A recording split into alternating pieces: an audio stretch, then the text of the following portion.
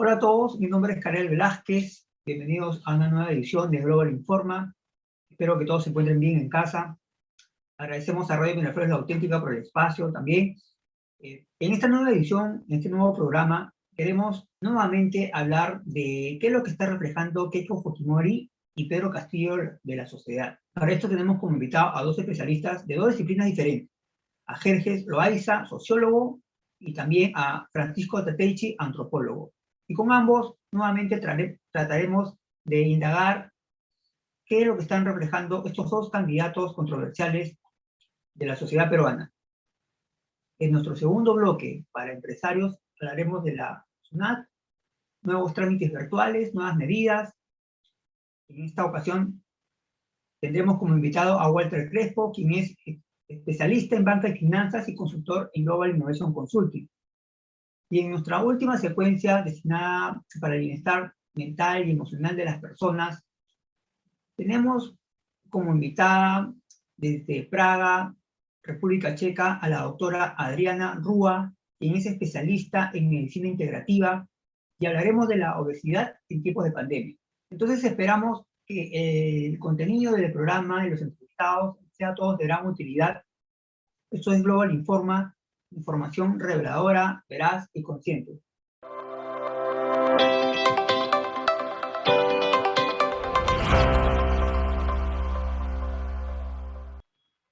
Bien, y para comenzar la primera secuencia del programa, queremos nuevamente hablar de esta realidad que tenemos con dos candidatos presidenciales que son controversiales. Lo que queremos nosotros es entender qué es lo que está reflejando ambos candidatos de la sociedad, para lo cual tenemos como entrevistado a Jerjes Loaiza, él es sociólogo. Bienvenido, Jerjes, al programa. Muchas gracias por la invitación. Es un agrado y estoy aquí para poder responder las preguntas necesarias. Sí, por favor, porque en verdad necesitamos tratar de descifrar qué es lo que estamos haciendo nosotros, que nos vemos reflejados en estos dos candidatos. El equipo de producción ha elaborado un reportaje, lo podemos ver y luego iniciar la entrevista.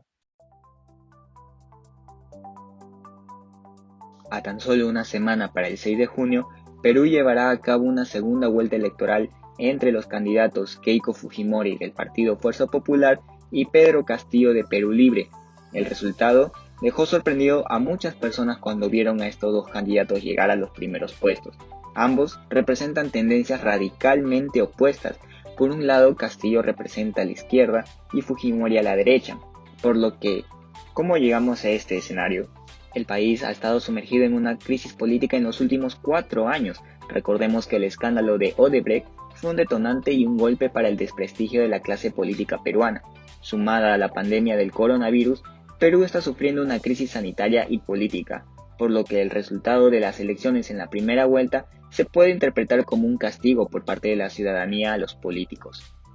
Pero, ¿quiénes son estos aspirantes al sillón presidencial?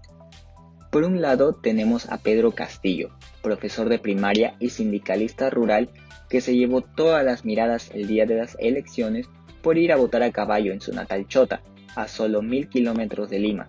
Su partido, Perú Libre, se define como de izquierda marxista y es conservador en temas como el aborto y el matrimonio entre personas del mismo sexo. Para algunos, representa un cambio en la política nacional, y además de reunir el descontento en los sectores más pobres del país, especialmente en el interior, olvidados por el enorme centralismo que se vive en la capital.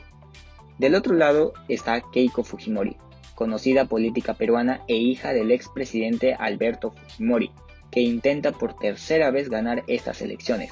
Su partido, Fuerza Popular, es considerado como ultraderecha y es ultraconservador en el ámbito moral. Su representación está caracterizada por el apoyo en las clases más acomodadas del país y de un grupo de empresarios. De ganar estas elecciones, Fujimori se convertiría en la primera presidenta de Perú, algo que ya buscó realizar en el 2011 y 2016. Ahora, ¿qué pasaría en un eventual gobierno en caso uno de ellos lograra ganar? Pues ninguno de los dos candidatos tendría mayoría suficiente en el Congreso como para evitar una posible vacancia o hacer reformas. De hecho, Según las actas procesadas al 100% por la OMPE, Perú Libre, partido que obtuvo mayoría, solo cuenta con 37 escaños de 130, por lo que ambos aspirantes deberán impulsar alianzas en el Congreso para mantenerse en el poder. En el caso de Fujimori, ha obtenido apoyo de los partidos Alianza País y Renovación Popular, que quedaron en el tercer y cuarto lugar respectivamente. ¿Cómo revertir para no tener este tipo de escenarios? Es importante que los votantes acudan a las urnas. Según la OMPE, el nivel de ausentismo en esta primera vuelta fue de 18,20%, situándose como el mayor registrado en los últimos 20 años. Es necesario que los electores estén informados y hagan un voto responsable al momento de elegir un candidato. Usarla sabiamente. Recordemos que es el único momento que la ciudadanía tiene el poder en sus manos. Bien.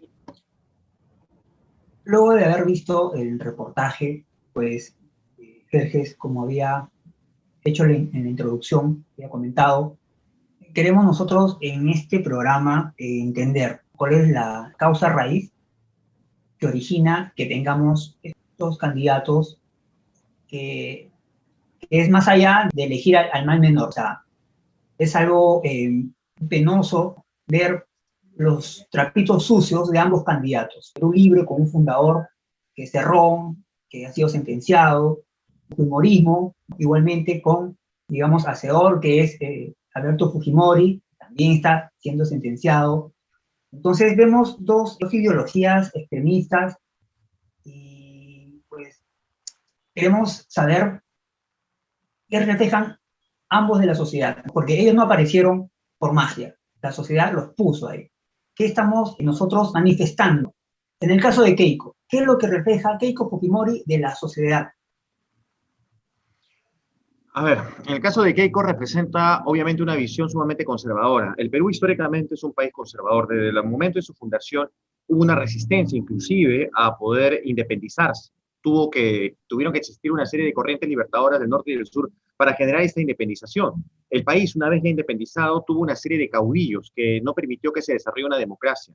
Más aún, la prohibición de la votación, que recién tuvo lugar en 1985, refleja este tipo de situaciones. Entonces, el Perú es un país conservador. Por eso, un 17%, como se ha mostrado en este reportaje, es que tiene un voto duro el fujimorismo, un voto extremadamente, o no sé si extremadamente, pero sí liberal y con ciertas reticencias, vamos a decir, morales. Pero no es el único, hubo otros partidos también como Renovación Popular, también extremadamente conservador. De todas maneras vemos allí que hay un porcentaje, tal vez un 35% de la población que va directamente relacionado con la clase social. Estamos hablando entonces de que en el Perú los que se reflejan con el partido fujimorista vinculan la idea de la economía con la idea del progreso, con la idea de la moral. Es decir, se termina secularizando un ámbito que no necesariamente termina siendo religioso, sino estamos hablando de un ámbito político. Esto termina siendo algo sumamente peligroso para un país que se supone tiene que vincular economía con derechos, algo que no se está relacionando por parte de esta candidata.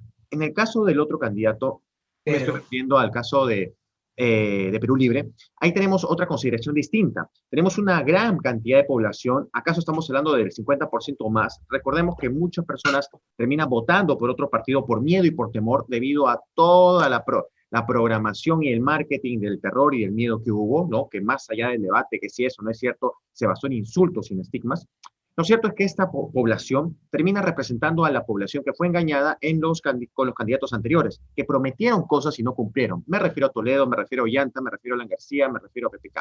No cumplieron con lo que prometieron. Entonces, a medida que ha pasado el tiempo, ha sido radicalizando. Es la población que ya no acepta más candidatos de centro o más candidatos de izquierda, y ahora apuesta por la izquierda radical. Si esto sigue pasando, la radicalización con la cual se va a desarrollar esto va a ser peor. Pero tengo entendido que la propuesta de un comunismo radical históricamente siempre ha demostrado que al llegar al poder se olvidan del pueblo. Y otra vez lo mismo. Entonces, es más, ya que son comunistas y ya que están, digamos, bien aferrados al poder, porque así es el comunismo, ¿no? Por lo tanto, la tendencia a la corrupción, que nadie los pueda señalar. ¿Quién los puede señalar si ellos son los que están imperando? Entonces, ¿te parece que hay una especie de ingenuidad por parte de la gente que está poniendo sus esperanzas en Pedro Castillo? Porque así como vemos con un fundador corrupto, con una ideología que muy probable quieran quedarse en el poder, ¿tú crees que hay una especie de ingenuidad por parte de los votantes hacia Perú Libre? No, no creo que haya ingenuidad, al contrario, hay una visión de las cosas sumamente clara. Ellos se han dado cuenta, la mitad del país, o más de la mitad del país, que los diferentes presidentes que han pasado hasta el momento no han cumplido con lo que han prometido. La situación en la que se encuentran, de extrema pobreza, pobreza relativa y en situaciones de pandemia aún mucho peor, los ha llevado al extremo de tener que decidir por otro candidato. Digamos, si tengo en las posibilidades 5, 6, 7 candidatos, pues votaré por aquel que aún no me decidió como tal, el más radical, porque los otros, me ha demostrado la historia, no han cumplido conmigo. Prometen, pero no hacen. Este de repente promete y de repente hace. Sin embargo, no ha habido rastros históricos que llegue un presidente a hacer lo que promete, sino a seguir alimentando y retroalimentando la misma línea de gobierno que ha ocurrido durante mucho tiempo, obviamente incorporada de mucha corrupción, que por desgracia también ha ocurrido. Entonces yo no creo que haya ingenuidad, no creo, porque ingenuidad sería de repente seguir creyendo en otros candidatos que ya les han dicho, prometido muchas cosas. Creo que es una visión o una jugada, como se dice, un tanto más inteligente frente a las situaciones que han venido ocurriendo en este país. Afrontémoslo, este es un país desigual, segregacionista, racista, patriarcal, sumamente discriminatorio. Así es. Así es. Y lo estamos viendo, lo estamos viendo. Entonces, con respecto a Keiko, ella pues también viene con un discurso clásico. Ella va a continuar con su camino que el sistema siempre ha propuesto. Este sistema no ha hecho que chorree a todos los rincones del país. Y precisamente porque no funciona el sistema es porque vemos esta manifestación de tener un candidato radical que viene a romper el tablero, cambiar totalmente las reglas del juego. Eso es lo que también se está manifestando, la falla del sistema. El sistema no llega a todos. ¿Qué opinas, Sergio? Bueno, en realidad lo que estamos viendo es que quien patea el tablero no es el candidato de Perú Libre, es al contrario, la candidata que representa la democracia, lo estamos viendo ahora. Creo que está de más decirlo, pero ahí hay una visión sumamente retrógrada de lo que representa la democracia, o lo que representa ya. Digamos que en todo caso, todas las recriminaciones que hace son válidas en cierta medida. Lo que estamos escuchando, los adjetivos, las adjetivaciones, los insultos, los estigmas, y esto ya lo veíamos incluso, como bien lo has mencionado, en la segunda vuelta. 0 propuestas y muchos insultos. Entonces, este tipo de cosas no ayuda finalmente a la población a decidir su voto, sino retroalimenta el temor, el miedo o hasta incluso el rencor a determinado candidato o candidata. Entonces, yo creo que lo que tenemos que ver en adelante, vamos a ver cómo se pronuncia el Jurado Nacional de Elecciones, pero lo que tenemos que ver en adelante es que gane quien gane, esta situación va a seguir retroalimentándose. Recordemos que la política no solamente implica elecciones, la política también es movimientos sociales, protesta social, acción colectiva, y eso está incrementándose cada vez más. No dudemos de que eso va a seguir alimentándose. Si gana un candidato y no hace lo que promete, o si gana cierta candidata, va a terminar incrementándose y esto no va a parar. No hay vuelta atrás, lo ha demostrado la historia. 1968, la reforma agraria, la década de los 60, las guerrillas, la década de los 80, la violencia política, y así podemos seguir la historia en adelante. No podemos permitir que eso siga ocurriendo. Ya para finalizar, Vergés, comentabas hace un momento, y una verdad, el Perú está manifestando a través de Pedro Castillo que hay una especie de rechazo al campesino, que hay una división social. ¿Qué otras cosas manifiesta el voto de Pedro Castillo y también qué manifiesta el voto de Keiko Fujimori en las personas? Obviamente el voto de Keiko Fujimori es el voto no solamente del voto duro por ella, sino de personas que quieren que el sistema continúe del mismo modo. Y en realidad no veo cuánto podamos culparles, porque el sistema tal como existe facilita las cosas para las personas que viven en la ciudad, para las personas que viven en Lima, para las personas que tienen ciertas condiciones educativas, ciertas condiciones económicas. Entonces mantiene o mejora de repente, va a depender de qué estrato te correspondas, la situación en la que te encuentras. Pero hay otro grupo cuya situación, cuya realidad es un tanto más dramática, un tanto más difícil. Entonces, frente a esta situación, como digo, lo que se refleja es la desesperanza, lo que se refleja es la crítica, lo que se refleja es la visión de un país que no avanza, que no progresa, de un país además racista, discriminatorio, y lo hemos escuchado en estos debates, hay mucha discriminación, entonces tratan de sentirse identificados con un candidato que más o menos se parezca a ellos, que vaya en caballo, ¿no? Que tenga el color que tiene, que hable como hable, que se exprese como exprese, porque la historia de este candidato es la historia del migrante, la historia de la burla, la historia del racismo, la historia de la violencia. Eso no puede seguir sucediendo, no podemos polarizarnos como se ha polarizado ahora. Esto es algo sumamente terrible, ¿no? Y ya faltándonos un minuto, ¿qué cambios debe hacer las personas, la sociedad? O sea, tú, yo, el vecino, la persona de a pie, ¿qué cambios tenemos que hacer para que no tengamos un escenario como el que estamos viviendo? Así, brevemente nos puedes... Son muchas cosas, pero empezaría por la de deliberar. Hay que aprender a debatir políticamente, dejar las falacias a un lado, dejar los insultos a un lado, dejar las abominaciones hacia determinadas personas a un lado y empezar a debatir políticamente. No ver al otro como enemigo, sino como adversario. Puede que no opine como yo, pero quiere lo mejor para el país. Espero que lo quiera así. Vamos a debatir sobre eso, vamos a conversar en una mesa. No hay que insultarnos.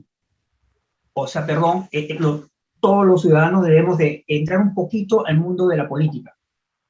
El mundo de la política está en nosotros, el mundo de la política es lo que gano, lo que pago, Okay. la defensa de la policía, la seguridad ciudadana, las cárceles, la educación. Tenemos que darnos cuenta que la política nos baña por todos lados y tenemos que ser consecuentes con ello. Tenemos que empezar a deliberar y aprender a no insultar, aprender a respetarnos y aprender a convivir. Aprender a convivir, aprender a no insultarnos, a entrar un poco al mundo político para conocer nuestros candidatos y poder debatir, no confrontar, no llegar a acuerdos. Es lo que necesita la sociedad. Así es, tenemos que aprender a conversar, a dialogar y menos insultos, menos violencia, menos actitudes sumamente matonescas de un lado o del otro. Tenemos que aprender esto. Y por supuesto... No ser matones, no. Otra. Todo esto está reflejando ambos candidatos y me parece que son las falencias y los antivalores que priman en la sociedad. Son los valores de la sobrevivencia, los valores del criollismo, los valores de la defensa ante la discriminación. Si me discriminan, yo discrimino más. Es la manera de sobrevivir en este mundo tan discriminatorio que es llamado Perú. No hay que continuar con esa historia. Así es. Muy bien. Ha sido Jerjes Loaiza, sociólogo. Muchas gracias, Jerjes, por compartirnos tus comentarios. Esperamos tenerte nuevamente en el programa, un próximo tema de interés. Muchas gracias por aceptar la invitación. Gracias. Muy buen día.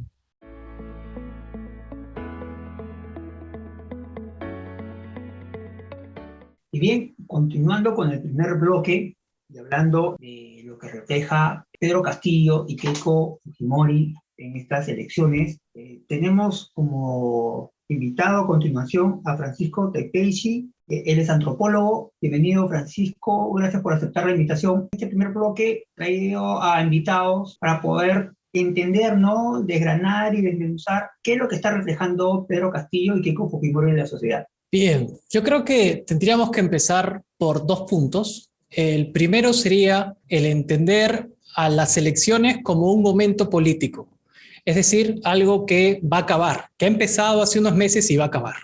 Entonces no es, digamos, hay que tratar de evitar de que el análisis político o la ventana que significa las elecciones para hablar de la sociedad, evitar que trascienda al momento político. Es un momento político que se da cada cierto tiempo y en verdad no refleja el continuo del hábitus o de la vida cotidiana de las personas. Entonces es un momento político. Dentro de ese momento político, desde la antropología se podría decir que está caracterizado porque se construyen, se potencian, se reproducen ideas sobre los otros. Es un momento donde se categorizan a las personas y donde dentro de esas categorías se empieza a homogeneizar a los grupos, es decir, se van creando como bandos, ¿no?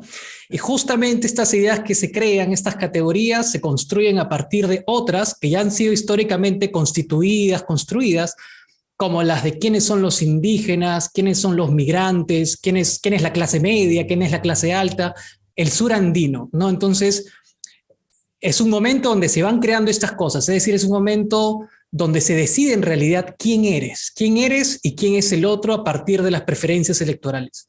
Ese es el primer punto y creo que el segundo punto está amarrado con eso. El segundo punto tiene que ver que en realidad el sistema electoral no es una buena herramienta, digamos, el voto no es una buena herramienta, digamos, que soporte rigurosidad científica para hablar sobre el otro. Porque justamente cuando este fenómeno que ocurre hace años, que es el mal menor, lo que está diciendo es que esos candidatos no reflejan lo que quieren las personas, ¿no? Entonces, si empezamos analizando la sociedad a partir del análisis de esos candidatos, nos va a dar una mirada extraña, ¿no? Usualmente suele ser una mirada muy polarizante, ¿no? El Perú se divide entre queiquistas o fujimoristas y castillistas o perulibristas, ¿no? Y en realidad no es así, ¿no es cierto? La realidad es mucho más compleja, hay mucho más divisiones.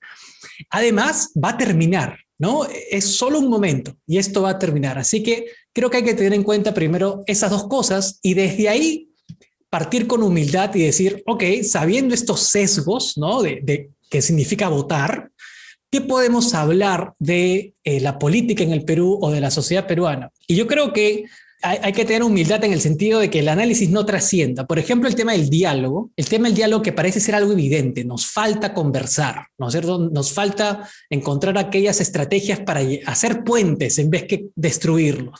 Parece ser algo como que falta, ¿no? O como que no estamos entrenados para hacerlo. Pero sin embargo hay que pensar en otros aspectos donde en verdad sí sabemos construir puentes. Entonces, quizás esos dos puntos como para empezar a responder a esta pregunta tan difícil. Y ahorita estamos viendo un desenlace bastante penoso, ¿no? O sea, salen denuncias, corrupción. Entonces, ¿por qué llegar a esta situación tan controversial, ¿no? O sea, me parece que tenemos que hacer una culpa y un cambio, la sociedad, para luego ver una clase política, digamos, mucho más interesada en los intereses del pueblo, ¿no? Definitivamente, ¿no? Definitivamente, si no queremos que esto se vuelva a repetir, va a tener que haber un cambio.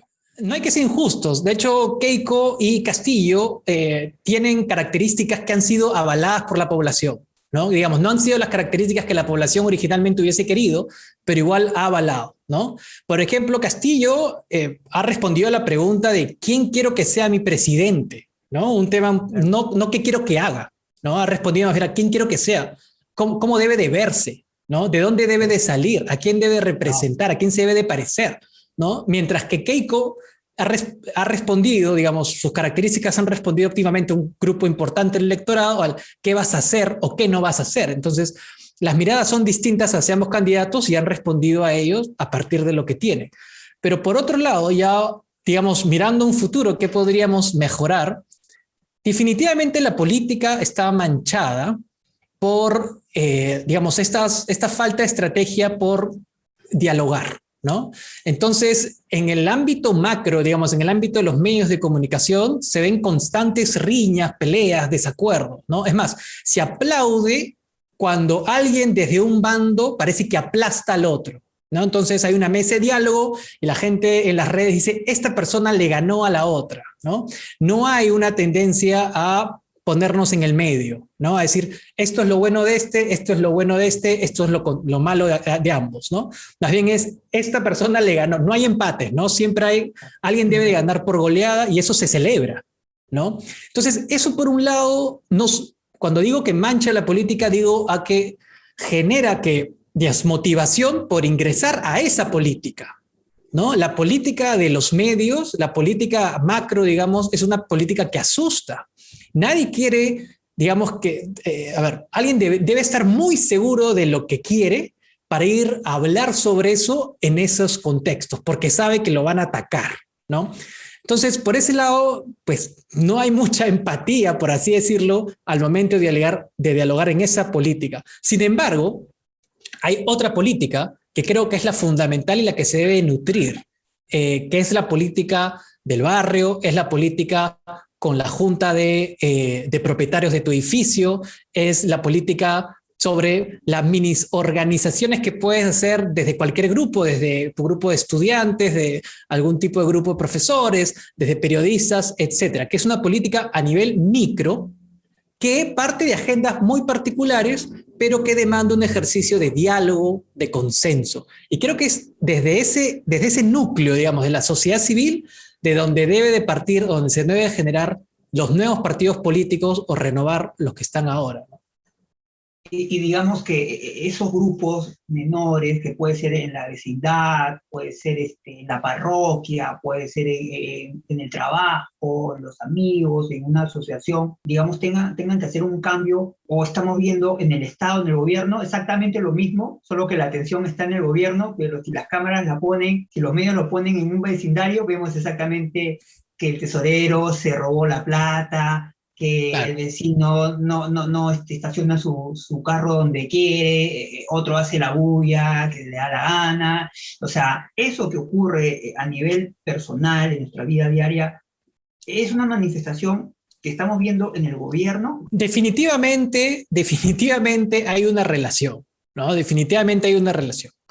Pero la idea es que tú aprendas a hacer política en esos ámbitos, digamos, menos trascendentales para todos, ¿no? Que tú aprendas a conversar desde la familia, ¿no? Y a veces creo que el ejemplo de saber conversar, de generar ese hábito de diálogo, lo pone pues la media, ¿no es cierto? Lo pone la confrontación política gran, ¿no? En un nivel muy alto.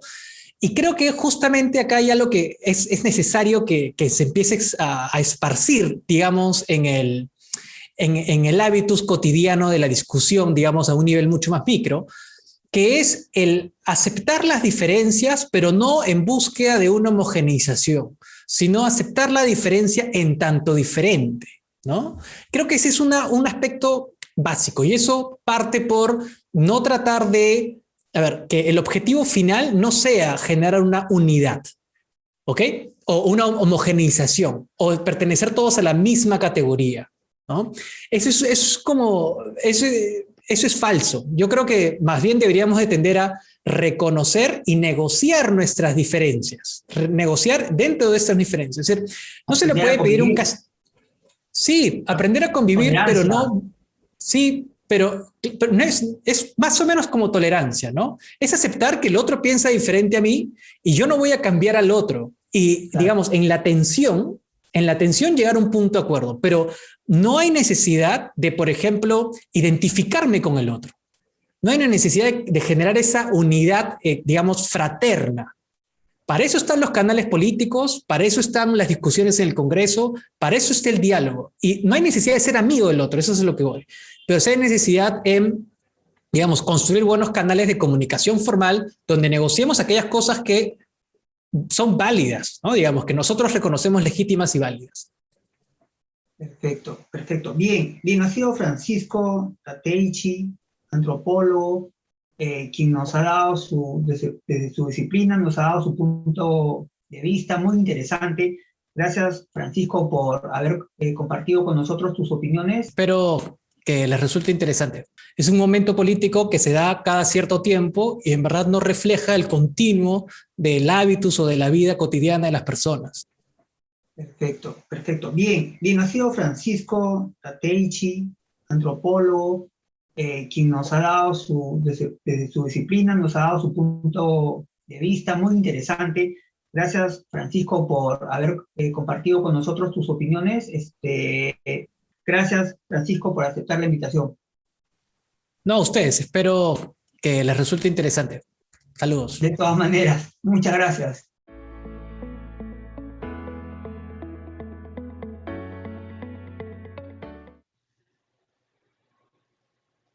Bien, continuando con el segundo bloque del programa, bloque que viene auspiciado por Global Innovation Consulting, que es una empresa que brinda servicios de información, de inteligencia organizacional, que tiene un sistema denominado Quantum Business, mediante el cual brinda toda clase de información que las firmas reconocidas o los sistemas modernos no logran identificar. Con esta innovación se logra obtener diagnósticos acertados, se realizan implementaciones técnicas con gran efectividad y brindan soluciones ante cualquier desafío organizacional. Sus principales servicios son detectar nuevos consumidores o nuevos mercados, brindar información precisa para solucionar cualquier crisis organizacional y trabajar con cada área de la organización. Contáctelos a través de sus redes y página web que aparece en pantalla. En esta ocasión queremos hablar de la SUNAT, los nuevos trámites virtuales y nuevas medidas, para lo cual tenemos como invitado a Walter Crespo, quien es especialista en banca y finanzas y consultor en Global Innovation Consulting. Gracias, Walter, por aceptar la invitación. Hola Karel, ¿cómo estás? Muchas gracias a ti por la invitación y encantado de estar nuevamente con ustedes. Un placer. Gracias también. El equipo de producción ha preparado una nota periodística, si la podemos ver para luego iniciar la entrevista, por favor.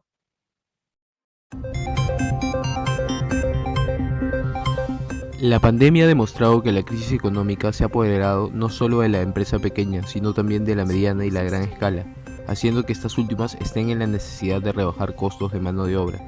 Esto también puede traducirse en una demora en la efectividad y el alcance de posicionamiento que pueden tener los empresarios, que a su vez deben cumplir con las reglas de juego previstas por el Estado.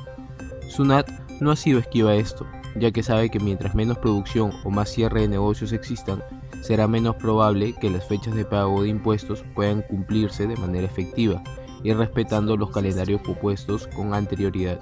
La preocupación también giraba en torno a qué tan complicado sería poder realizar los nuevos trámites de manera online. Ya de por sí se conocía que presencialmente antes de la pandemia en el Perú, los procesos de consultas y procesamiento de información podían situarse como tediosos para las empresas y las personas debido a la inversión y gasto de tiempo que una visita a la superintendencia requería. Un hecho que ha remodelado la manera de realizar trámites con la SUNAT es la modalidad virtual, debido a las precauciones que la institución ha implementado producto de la crisis sanitaria. Se ha visto conveniente la creación de la mesa de partes, que permite hacer trámites de información tributaria de una manera más rápida y sencilla. Por ejemplo, el alta y el baja de los tributos, reactivación del RUC, cambio de régimen y conocimiento de los pagos de impuestos. Dicha opción fue pensada y elaborada ante la gran demanda de conocer qué iba a suceder con trámites que sobre todo llevan un proceso de pasos. Las personas necesitaban un canal por el cual irían conociendo el proceso y recibirían información del trámite que realizaban hasta darlo por terminado. Es importante resaltar que no es necesario la clave SOL para ingresar a la mesa de partes, sino solamente el RUC y el correo electrónico de la persona que está solicitando la información. El proceso para realizar nuevos trámites se pasa a desarrollar luego de ingresar a www.sunat.gov.pe. Cabe resaltar que a raíz de estos cambios y pensando en el contribuyente se establecieron diferentes medidas que estén a favor del presente de las empresas y usuarios. Es así que la Superintendencia Nacional de Aduanas y Administración Tributaria prorrogó el vencimiento de las declaraciones y pago de las obligaciones tributarias de enero del presente año, a favor de los MIPYMES, ubicadas en los departamentos de extremo y muy alto contagio de COVID-19. Es lógico pensar que estos contribuyentes no pudieron gozar de la acogida necesaria en sus negocios. Muchos de ellos se rindieron ante la suspensión perfecta para no tener la responsabilidad para con sus trabajadores, sincerándose ante la poca llegada de efectivo para poder pagarles. Otros en cambio decidieron confiar en la reactivación económica que no les fue nada favorable. Recordemos que la medida de reinyección de capital en las empresas más afectadas por la pandemia no cumplió con su finalidad, ya que las instituciones y organizaciones más reconocidas fueron finalmente las más beneficiadas. Los nuevos plazos para efectuar la declaración y pago del IGB, renta e ISC, entre otros correspondientes al periodo 2021, se extendieron hasta mitad de año, teniendo en cuenta el cronograma de obligaciones tributarias mensuales previamente establecido según el último dígito del RUC. Esta prórroga también incluye las fechas máximas de atraso del registro de ventas, así como del registro de compras electrónicas que se vieron afectadas por la cuarentena establecida por el gobierno de Martín Vizcarra en 2020. Bien, luego de haber visto el reportaje, pues en él habla de, por ejemplo, los plazos que está dando la SUNAT, ¿no? Dado el contexto económico. La pregunta es, Walter, ¿hay algunas otras medidas puntuales que la SUNAT haya, digamos, propuesto, ¿no? Para los micro, medianos y grandes empresarios? Y efectivamente, Karel, como bien decía la nota periodística, SUNAT ha estado dando diferentes facilidades al sector empresarial, ¿no? En todas las dimensiones, digamos, de los negocios. Precisamente esto lo hacía con la intención de que no siga cayendo la recaudación tributaria, ¿no? Digamos que no había otra estrategia mejor que esta para que SUNAT continúe con la recaudación y mejore la caja fiscal, ¿no? Que es el objetivo principal. Ahora, dentro de todas esas medidas, como bien decían en el reportaje, la mesa de partes ha contribuido muchísimo. Hemos adelantado muchos procesos digitales, virtuales, a raíz de la pandemia. Entonces, en la mesa virtual ha facilitado la presentación de diferentes expedientes. Tal es así también que la administración tributaria, eh, digamos que, por ejemplo, ha iniciado lo que es el sistema integrado de expediente virtual, ¿no? Que va más allá de la mesa virtual, de la mesa de trámites virtuales, o la mesa de partes, como le llaman. Y aquí, por ejemplo, se presenta y se conoce el estado de los expedientes, de todos de los procedimientos de cobranza coactiva, la fiscalización, va a facilitar y simplificar, por ejemplo, el cumplimiento voluntario y oportuno de las obligaciones tributarias también, y aduaneras, por cierto.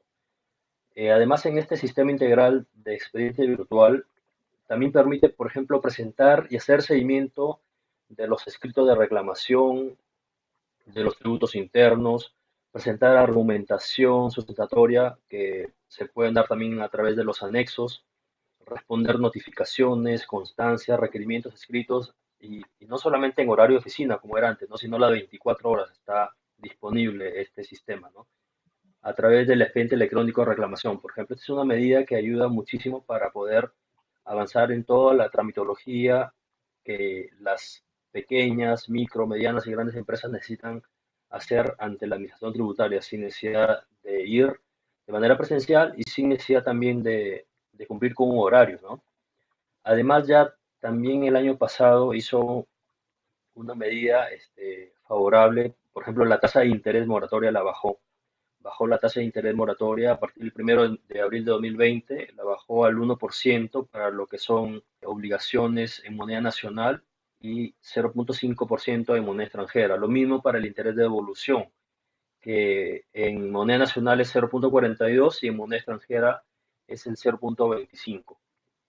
Y así ha venido dando buenas iniciativas para poder un tanto ayudar, ¿no? Ayudar a todas las empresas a seguir facilitando la parte de las contribuciones de los aportes y contribuciones en general de los tributos, ¿no?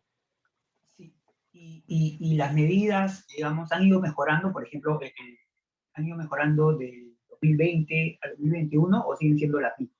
Bien, dentro de las medidas, desde el año pasado, por ejemplo, ya lo decían también en la nota periodística, la prórroga de los impuestos. Por ejemplo, en el mes de enero del 2020 prorrogaron la presentación de la declaración mensual.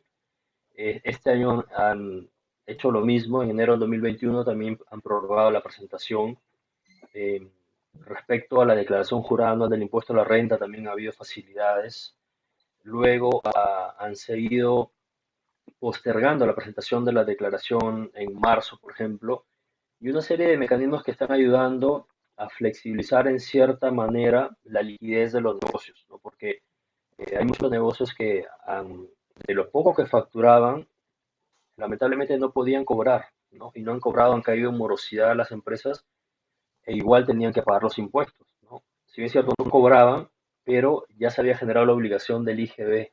Por lo tanto, ahí ha habido también cierta flexibilidad para poder postergar esos pagos del impuesto general a las ventas, ¿no?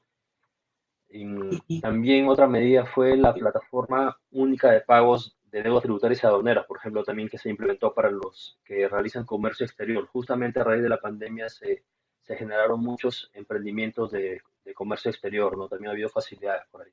y justamente sobre la pandemia, pues muchas empresas, o mejor dicho, muchas personas, digamos, han pasado a ser informales, ¿no?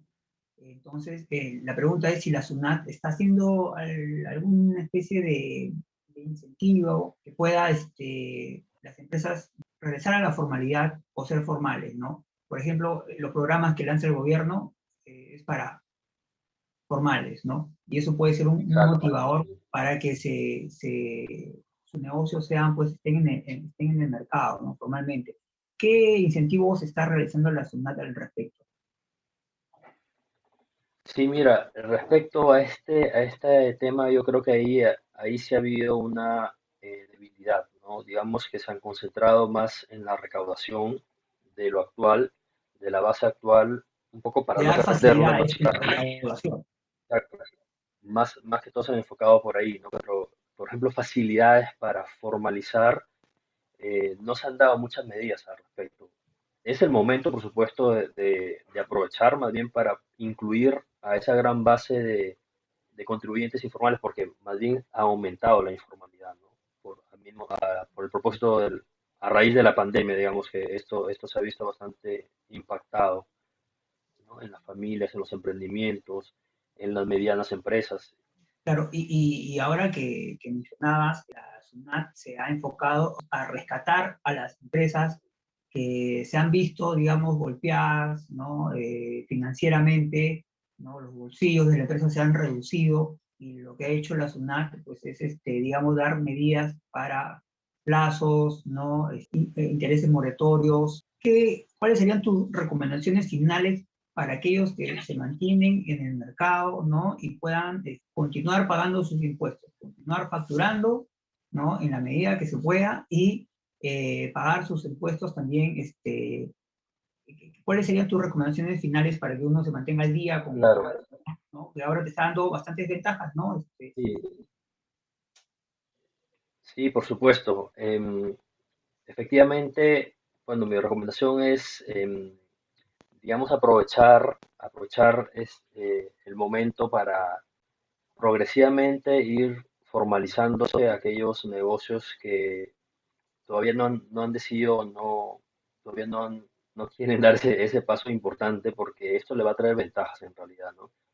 Ventajas de acceso al financiamiento, ventajas, por ejemplo, de los avantajes que da el mismo gobierno, la parte de los bonos a través de las planillas, por ejemplo, ¿no? Pero esto tiene que ir de la mano, por supuesto, a través de las políticas públicas, ¿no? Que el gobierno también tiene que seguir incentivando. Por ejemplo, recién hace poco la Administración Tributaria ha reducido el 100% de las multas a las microempresas por no presentar declaraciones en los plazos establecidos, ¿no? En la medida que no haya sido notificado por la misma SUNAT, ¿no? Esto está dirigido para todos los microempresarios que se encuentran en el régimen general, en el régimen MIPE tributario, en el especial del impuesto a la renta, ¿no? Y que no superen los ingresos de las 150 UIT, ¿ok? Entonces, por ejemplo, se está dando, ¿no? Estas medidas está ayudando y la zona te está diciendo, ok, para que continúes y no te voy a poner una multa, continúes con tus operaciones y no te veas afectado, no te cierre el negocio, entonces te vamos a condonar esa multa por no haber presentado la declaración en su momento, ¿no? Y aplica el régimen de gradualidad en ese caso, ¿no? Al 100%, digamos, ¿no? Hay una rebaja total de la multa. Por ejemplo, estas medidas ayudan muchísimo a la liquidez del negocio, a la continuidad, ¿no? De modo tal que eh, veamos estas oportunidades, que la idea es no estar al margen de la ley, ¿no? Progresivamente se tiene que ir incluyendo y de todas maneras va a haber más beneficios que perjuicios, yo diría, ¿no? Y hay todo un análisis ahí de costo-beneficio, incluso de la parte del sistema de previsión, de las planillas, por ejemplo, también no se puede dejar de lado ello, ¿no? Es importante estar al tanto y también se tiene que flexibilizar las obligaciones de la parte formal, por ejemplo, los libros contables, ¿no? Si bien es cierto, la administración tributaria te hace que se lleven menos libros contables, pero también, por otro lado, está el control interno que tú como microempresario, emprendedor, tienes que llevar para que puedas tomar una decisión más acertada, más informada y con miras a seguir creciendo como negocio, ¿no? Esa es la idea, ¿no? No te puedes quedar en microempresa, probablemente quieras expandirte de mercado o, o formar alguna franquicia, qué sé yo, ¿no? Bien, ha sido Walter Crespo, especialista en banca y finanzas y consultor en Global Innovation Consulting. Muchas gracias, Walter, por tus recomendaciones y tus opiniones. Esperamos tenerte nuevamente en el programa. Gracias. Muchas gracias también a ustedes.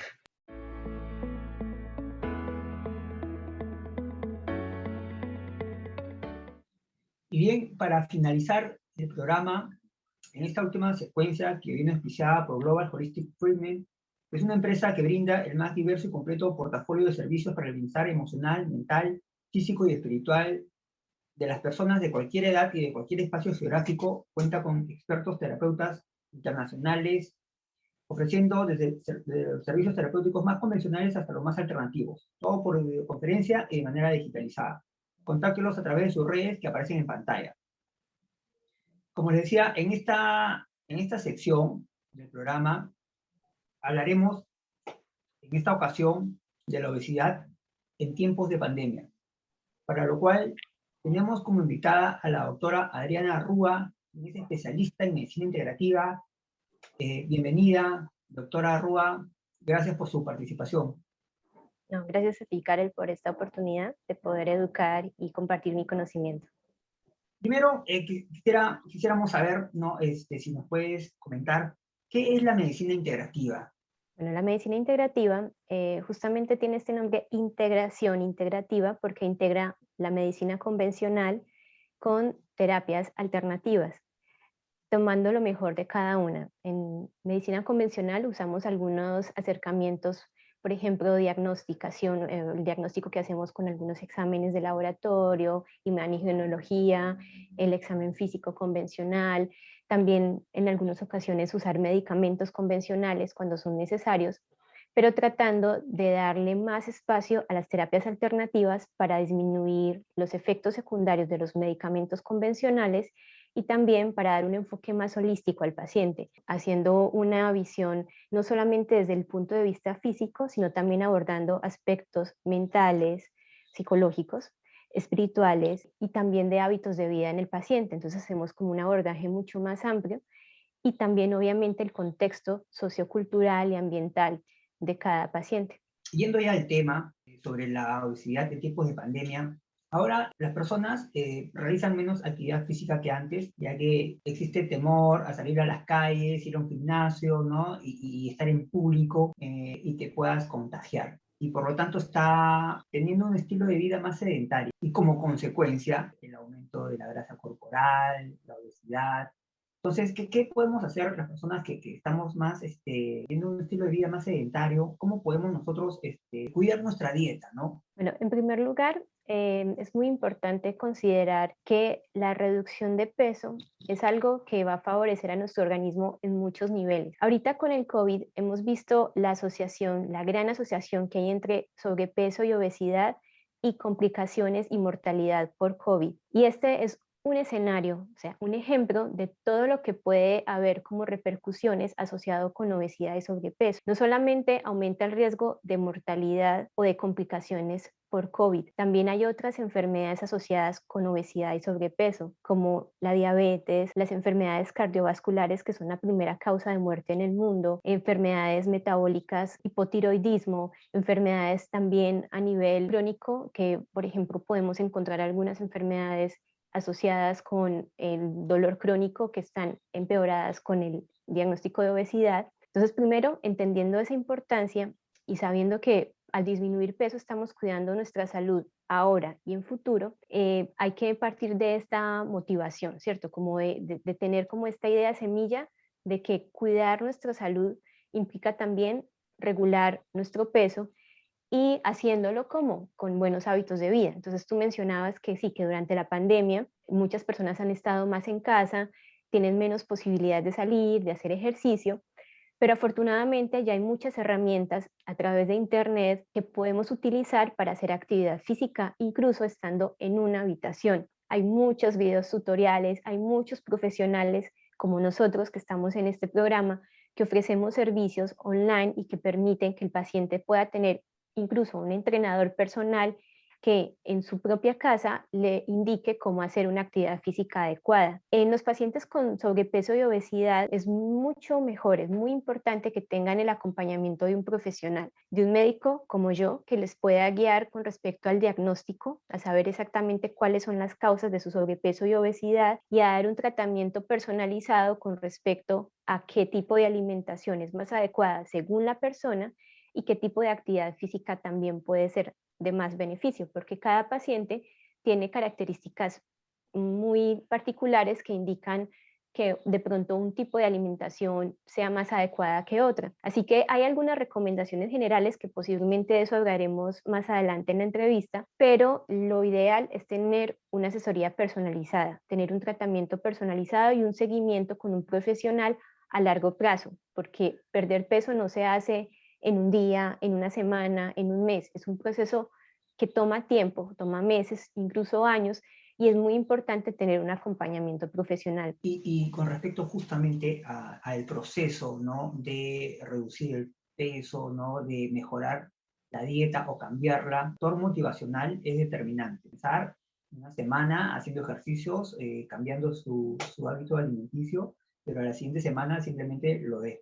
Entonces, ¿cómo uno puede mantenerse, cómo uno puede activar esa motivación y sostenerla en el tiempo? Bueno, sobre el primer paso ya hablábamos sobre los determinantes de salud, ¿cierto? Esa es una muy buena motivación, el saber que con bajar de peso va a mejorar tu calidad de vida ahora y además estás previniendo muchas enfermedades. Yo le invito mucho a los pacientes a que simplemente empiecen de un modo gradual a implementar pequeñas cosas, porque cuando se comienza con mucho, cuando empiezas a decir, bueno, voy a cambiar todo y entonces tienes una dieta muy exigente, te pones a hacer ejercicios mucha intensidad, muy fácilmente los pacientes abandonan los procesos. La idea es ir poco a poco, ir introduciendo pequeños cambios que se vayan quedando ahí interno, de algo muy ya como incorporado, como va a ser poco a poco, lo vas a ir adaptando y haciendo parte de tu día a día.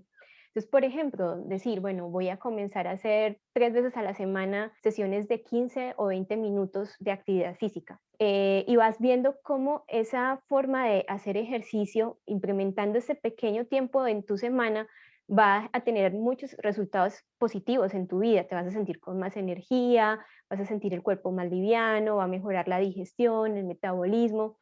También es muy importante cortar el ciclo de frustración, porque a veces hay personas que empiezan a hacer cambios, en ocasiones, como les digo, se colocan metas demasiado grandes, entonces no cumplen algunas de esas cosas y dicen, no, no lo hice esta semana o no lo hice hoy, entonces abandonan todo. Y eso lo que hace es justamente hacer que los procesos simplemente se terminen y no se lleve a cabo ningún cambio. Lo ideal es simplemente ser paciente con uno mismo y decir, bueno, estoy empezando con estos pequeños cambios, quizás hoy no lo hice, pero estoy en el proceso, voy a mantenerme en esto y mañana lo haré. Entonces es como tratar de simplemente un poco como perdonarse esos momentos en los que de pronto no se está siendo totalmente adherente al plan de cambios. Más claro no puede estar. Muchas gracias. Ha sido la doctora Adriana Rúa. Se encuentra usted en Francia, ¿cierto? No, en este momento me encuentro en Praga. Ah, bien. Bien. ¿Alguna red social en caso quieran contactarla, doctora? Bueno, nos pueden contactar a través de ustedes para, en Claro, caso de que claro. requieran una cita, con mucho gusto, y de verdad lo hago muy desde el corazón. Me gusta mucho hacer educación y ayudar a los pacientes con obesidad. Tengo experiencia en el tema y he tratado con éxito a muchos pacientes, les he ayudado en su proceso de reducción de peso. Entonces pueden contactarnos a través de sus redes, aquí en pantalla aparecen las redes. Bien. Y en Sí. caso de que quieran comenzar el proceso de educación, en mi página doctorarrua.com hay un ebook que pueden descargar gratuitamente. Este ebook se llama Creando Hábitos y el ebook está justamente planteado de modo que te ayude a poder hacer estos pasos que les he explicado un poco ahora, pero es una información mucho más amplia que van a poder Claro. leer el ebook y cómo ir creando esos cambios a largo plazo.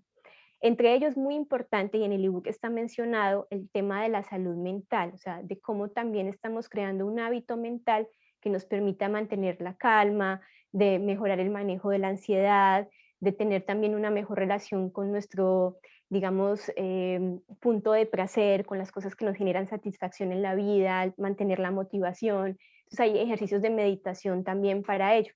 Entonces les invito a leer este ebook, está en la página www.doctorarrua.com y también en redes sociales yo publico también sobre el tema, pueden encontrarme como Doctora Rúa en Instagram, en Facebook, para que también podamos continuar con este proceso de educación que es indispensable y es muy importante crear este tipo de redes, o sea, de apoyarse de profesionales que conozcan del tema y también a través de esos profesionales contactar con otros pacientes que tengan estas experiencias para poderse motivar y en grupo es mucho más fácil también mantener estos hábitos a largo plazo. Perfecto. Bien, ha estado con nosotros la doctora Adriana Rúa. Muchas gracias. doctora, ella es especialista en medicina integrativa. Esperamos tenerla nuevamente en el programa para seguir conociendo un poco más sobre temas de salud y bienestar físico y mental. Gracias por su participación. Con mucho gusto. Espero que les sea de mucha utilidad y estoy aquí para ayudarles. Gracias. Y bien, eso ha sido todo por hoy. Esperamos que el contenido del programa, los temas y los invitados les haya sido a todos de gran utilidad. Agradecemos también sus comentarios y sus likes. No se olviden también de proponernos en sus comentarios los temas a tocar, que la producción los va a contemplar en un siguiente programa. Agradecemos a Radio Miraflores La Auténtica por el espacio, los invitamos también a ver su programación. Esto ha sido Global Informa, información reveladora, veraz y consciente. Yo soy Ariel Velázquez y muchas gracias.